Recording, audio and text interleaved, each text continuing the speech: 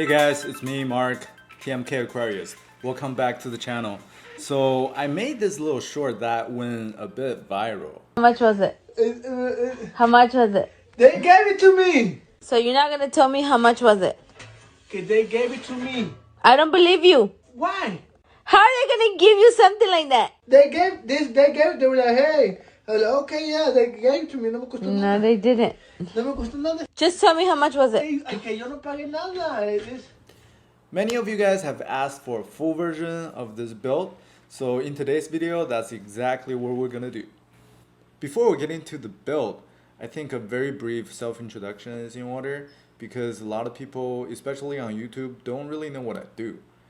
I don't only just create content, but I actually have a professional aquarium design company. That's my full-time job, which is called NDS, Nature Design Studio. So I build these custom setups for high-end clients, and this is one of the clients that I have.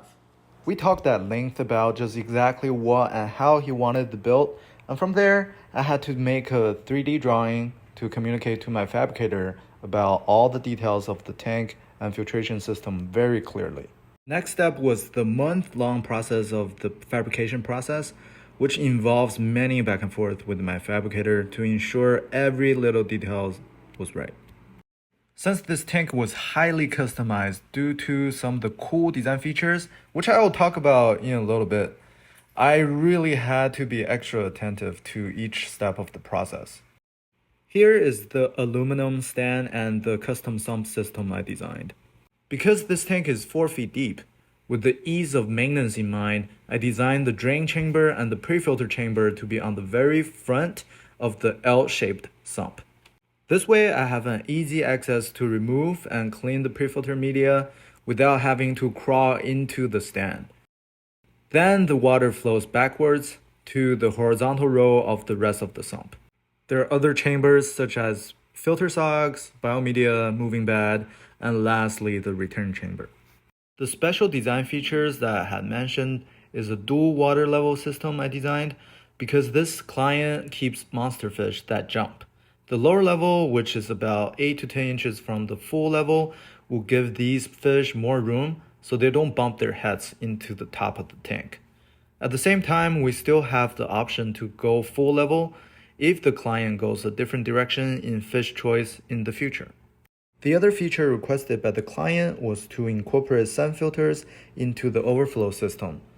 This was such a convenient filtration design because the backwash function on the sun filters not only clean out the gunks, but also drains the tank at the same time. A fast and easy way to do a water change for a massive tank. The next step was to figure out the scape. I doodled my design according to the materials that I had, which this huge Manzanita trunk will be the centerpiece of the whole scape.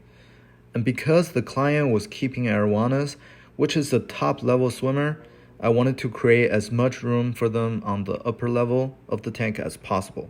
Okay, we skipped ahead a little bit because there were way more work to be done before the scaping process even begins. I had to gather all the Manzanita, which I actually went to our local mountains to collect, prepare them by pressure washing them and the stones. Here's my friend Harrison, who actually flew from Florida all the way here just to assist me in this build. Why are you cleaning these rocks, man? They were dirty. I can't have company with dirty rocks like this. Then we did a dryscape run just to figure out the composition of the hardscape structure.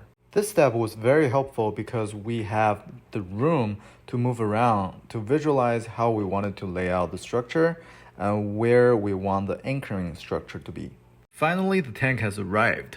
Due to the low ceiling height of the room that the tank was going to, we had to do some of the scaping with the larger materials in the warehouse parking lot first. It was the height of the summer, so getting in and out of the tank and moving huge slate stones and rocks was not an easy task, but we still had a blast. The things we do for this hobby, am I right? Woo! Alright, we just brought in the huge piece of wood and a huge piece of slate. Look at that. Woo!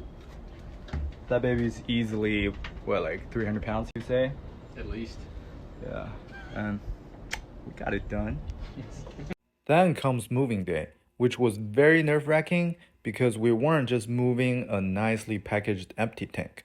With some of the scaping material already inside, we had to do our best to secure the large trunk and the slate stones.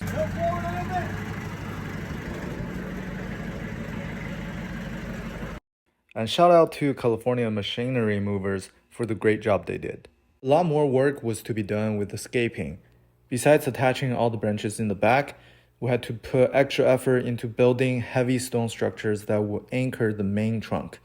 It's also because this huge 9-foot long trunk that I named this tank the Groot. I really wanted to simulate some of the riverbeds in nature where it's not just entirely sandy, but sometimes there are huge boulders buried at the bottom. So that's what these big flagstones are intended for. They provide a really natural look to the entire tank's aesthetics. With all the hardscape done, finally it was time to fill the tank to test if the hardscape structure will hold up. Alright, we're test filling. And gonna sterilize the tank after fill. The water's in the tank. Woohoo!